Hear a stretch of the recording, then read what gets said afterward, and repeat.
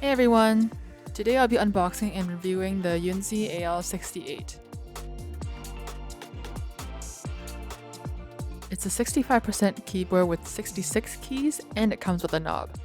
This keyboard is similar to the AL66 except for the fact that it is now QMK and VIA compatible. Yay! Other than that, there are a couple more improvements to the keyboard, such as battery and the overall look. But before we go into detail, let's see what comes in the box. So this should be a standard now with all keyboards, but it does come with a dust cover to keep your keyboard clean when you're not using it. And the keyboard does also come wrapped to maintain the condition during shipping.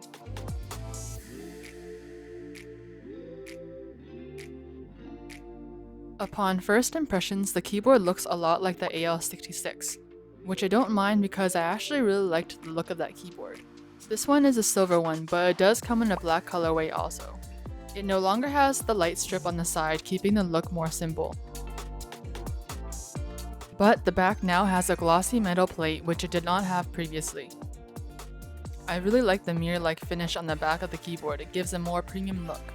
At the top you'll find the mode toggles, the USB port, and the 2.4 GHz receiver, which actually stays in place magnetically.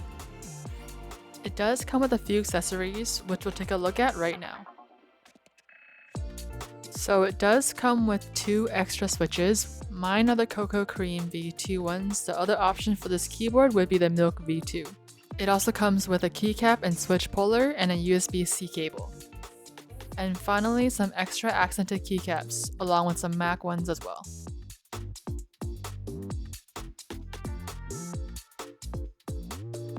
So let's take a look at the inside components of this keyboard.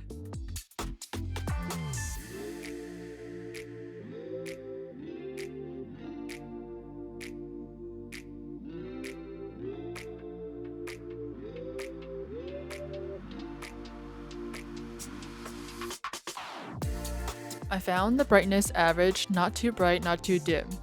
It does come with a few presets for the effects, but you're able to choose from even more with the software.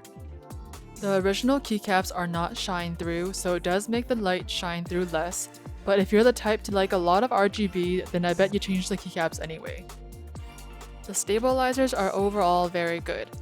Just like last time, I do find the backspace slightly under-lubed, but that can be fixed easily by pumping in some lube with a syringe. There will be a stock sound test at the end of the video, so you can decide for yourself how you think they sound. To open the keyboard, you'll need to take off the knob first. I found this knob way better than the one on the AL66. It feels smoother and has less of a rigid feel.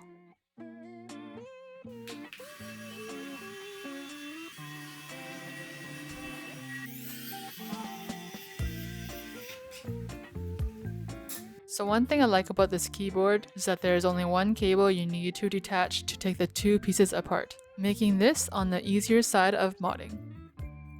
I kept this keyboard stock, but maybe in the future I will modify it slightly.